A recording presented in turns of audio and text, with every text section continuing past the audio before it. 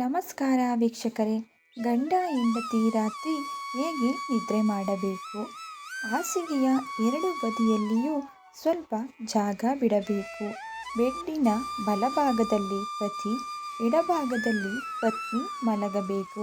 ನಿಮಗೆ ಹಲವಾರು ಸಾರಿ ನಿದ್ರೆಯಿಂದ ಎಚ್ಚರವಾಗುತ್ತಿದ್ದರೆ ನಿದ್ರೆಯ ವಾತಾವರಣವನ್ನು ಬದಲಾಯಿಸಬೇಕು. ವಾಸ್ತು ಪ್ರಕಾರ ವಿವಾಹಿತ ಜೋಡಿಗಳು ತಲೆಯನ್ನು ಪೂರ್ವ ಅಥವಾ ಆಗ್ನೇಯ ದಿಕ್ಕಿನಲ್ಲಿ ಇಟ್ಟು ಮಲಗಬೇಕು. ಮಲಗುವಾಗ ದಕ್ಷಿಣ ದಿಕ್ಕಿನ ಕಡೆಗೆ ತಲೆಯನ್ನು ಇಟ್ಟು ಮಲಗಬಾರದು ಎಂದು ಸೂಚಿಸುತ್ತಾರೆ. ಬೆಳಿಗ್ಗೆ ಎದ್ದ ತಕ್ಷಣ ಹುಟ್ಟುವ ಸೂರ್ಯನನ್ನು ನೋಡಬೇಕು. ಪತಿಯು ಯಾವುದಾದರೂ ಶುಭ ಕಾರ್ಯಕ್ಕೆ ಹೋದ ತಕ್ಷಣ ತಲೆ ಸ್ನಾನ ಮಾಡಬಾರದು. ಪತಿಯು ಹೊರಗೆ ಹೋದ ತಕ್ಷಣ ಕಸ ಗುಡಿಸಬಾರದು. ಸ್ನೇಹಿತರೆ, ಕೇಳಿದ್ದಕ್ಕಾಗಿ ಧನ್ಯವಾದಗಳು.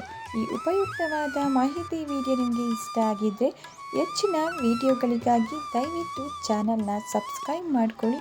ವಿಡಿಯೋಗೆ ಲೈಕ್ ಮಾಡಿ, ಶೇರ್ ಮಾಡೋದನ್ನು ಮರಿಬೇಡಿ.